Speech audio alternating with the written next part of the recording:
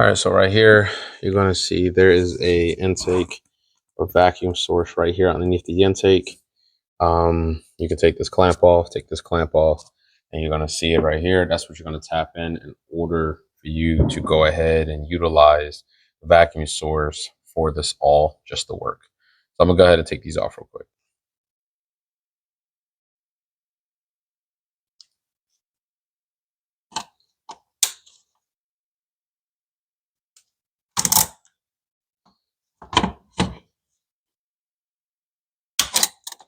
That right there.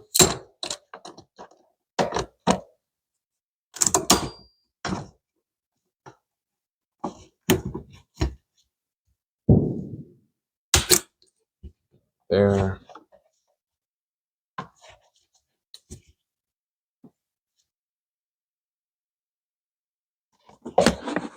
Don't mind that, just leaving it there. Pull that off. Pull that off. And there it is. For me, it's a good time to kind of see inside and see if you see any oil residue, anything like that, honestly. And she's dry. You can see my finger, there's really nothing there. So that's good. No blow by, nothing excessive like that. Most people think you won't see anything this far up in the chamber, but I've taken these apart and seen oil just drenched in this part. So I'm really actually excited that nothing's going on with it. So that's good. So this is the vacuum source that I was talking about. All right, so it's the 2 clamp, and you literally can pull this up. You're going to put a T in it and then put it back down. So let me get that all prepped and we'll go from there. All right, so right here, you're going to see the vacuum nipple right here. Pick it off. What I would do is recommend just be easy. Don't yank on it. Don't pull on it. All I did was take a little flathead underneath, just worked it up real gentle and pulled it up. Clearly, that's going to be fragile and it's going to obviously break if you keep tugging on it. Nobody wants that, because then you'll have a vacuum leak and, you know, everything will kind of be paused right from here and you'll be kind of pissed. So what we're going to do is move that to the side. I'm going to take this. I put a little bit of lube inside so it can have it. And granted, once it's in, because of the barb fitting, barb style, that when you pull on it, you really got to give it some pull to kind of get it off. I'll push it all the way down. Then take this new fitting and push it to the top. Just like so. Just like that. And take the new fitting and then push it through one side.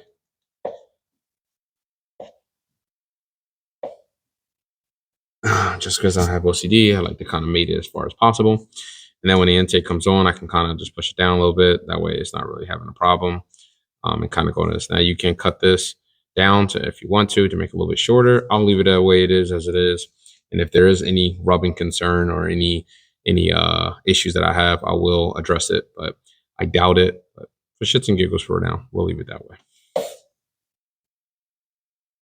All right, so for now, we're on to the diverter valve section. The diverter valve is underneath the vehicle. I found it easier just to take the tire off, the wheel well off, and a couple other components off. And hopefully, the way I did it before, it makes it a little bit easier for me to go back inside and kind of take it all off. So let's get to it.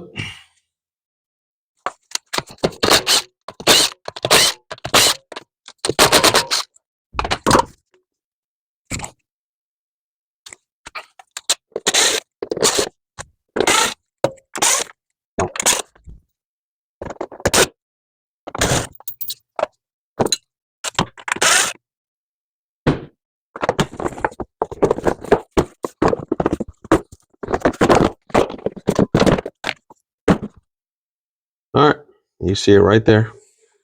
Literally, it's a little black spot on top of all the turbo outlet sitting right there.